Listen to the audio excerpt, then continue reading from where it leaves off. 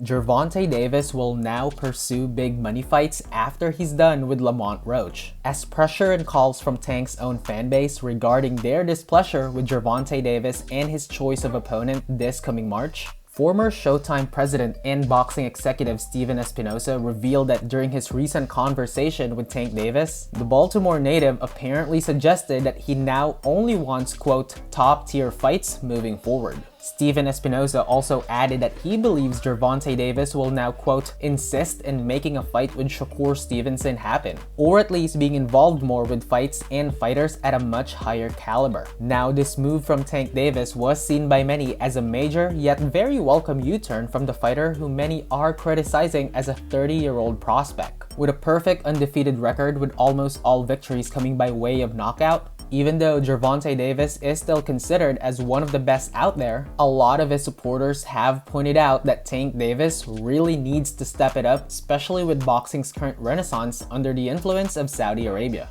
It's no secret that every major boxer out there has now signed with Turki Alashik, a move that not only benefits the fighters themselves and their bank accounts, but also something that has favored many boxing fans, mainly due to major fights getting made without the hindrance of the usual and typical boxing politics. Gervonta Davis is the last big-name fighter who hasn't signed with Turki Alashik. He was previously saying that fighters who sign with Turki are fighters who aren't capable of selling fights themselves. However, with big-name fighters such as Canelo Alvarez and Naoya Inoue now being part of this roster, that logic and argument may not be as factual as Tank may seem to think. Meanwhile, in more boxing news, Ryan Garcia has now officially enrolled with the Voluntary Anti-Doping Association, also known as VADA. According to a report released by Boxing Scene, Ryan Garcia's manager has confirmed that in addition to VADA testing, Ryan Garcia will also be subjected to a drug testing program that will be supervised by the California State Athletic Commission. Now, even though the latter has always been something that Ryan Garcia has been openly okay with, the whole VADA testing program is something that he has publicly criticized, mainly due to its involvement with Victor Conti. Even though it has been scientifically proven that the traces of Osterin found in Garcia's system didn't benefit him at all, his arch nemesis Devin Haney has maintained his narrative that Osterin was the main culprit as to why he couldn't dodge those left hooks, which eventually led to him being dropped multiple times. As of right now, it's expected that Ryan Garcia will be under VADA testing for the entire length of his signed fight deals with Turki Alashik, which includes 3 fights total, starting with Rolly Romero this coming May. As for Devin Haney, he recently spoke to Ring Magazine highlighting his struggles and the pressure he faces as being a quote-unquote undefeated fighter, a statement that got many people rolling their eyes. But yeah, that's the latest so far. What about you? What are your thoughts about this? Let me know in the comment section. Thank you so much for watching, and as always, please don't forget to click that like and subscribe button for more quick talks.